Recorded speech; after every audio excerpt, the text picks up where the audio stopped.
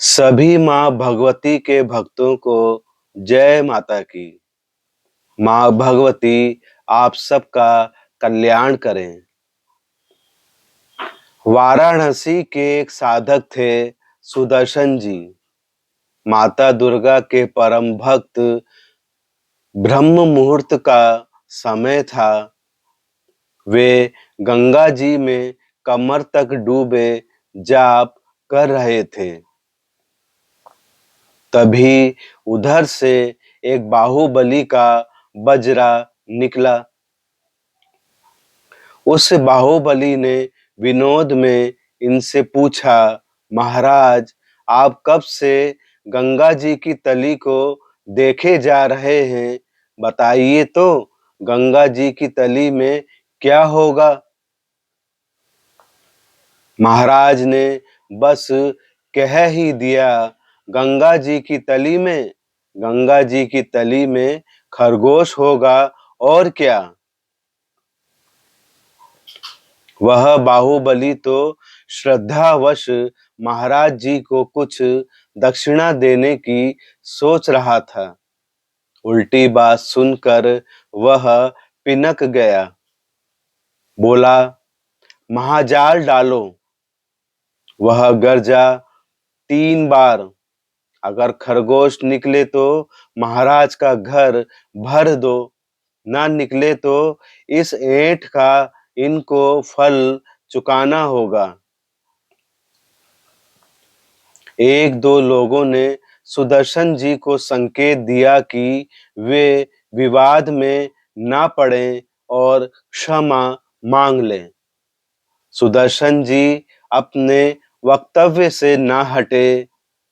बोले, अब कह दिया तो कह दिया। जाल डाला गया, कुछ ना निकला। दूसरी बार जाल डाला गया, फिर कुछ नहीं निकला। बाहुबली ने क्रोधित दृष्टि से सुदर्शन जी को देखा। सुदर्शन जी के माथे पर शिकन तक न थी। सुदर्शन जी बोले, अभी तीसरी बार बाकी है भाई, और वे मुस्कुरा रहे थे। क्रोध में जल रहे बाहुबली ने आदेश दिया, डालो, जाल डालो, एक आखिरी बार और। जाल डाला गया। जाल बाहर निकला तो सभी ने हैरत से देखा, जाल में 2 जीवित खरगोश थे। भय से कांपता बाहुबली सुदर्शन जी के चरणों में गिर गया। बोला, आप सिद्ध पुरुष हैं, आप मुझ मूर्ख को माफ कर दें महाराज।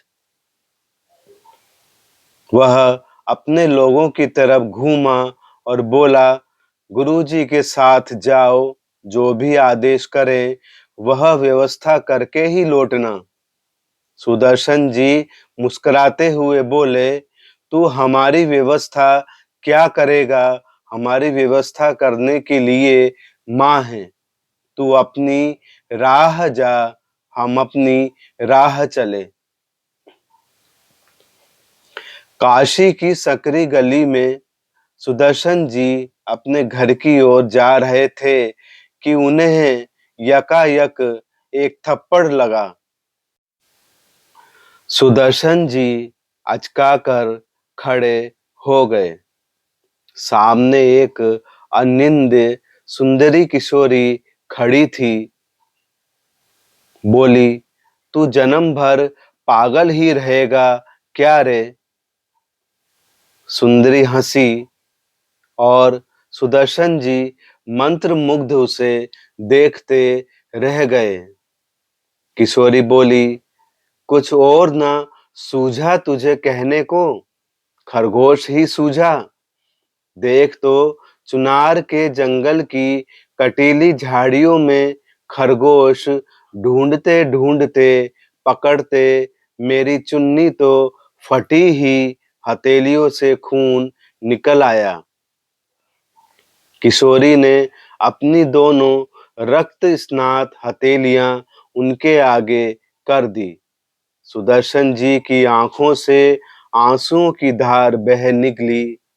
बोले, क्षमा कर दो माँ, अपने इस मूर्ख, नालायक और उज्जड़ पुत्र को क्षमा कर दो। और ये कहकर वे भगवती के चरणों पर गिर पड़े। सभी माँ भगवती के भक्तों को जय माता की। माँ भगवती आप सबका कल्याण करें।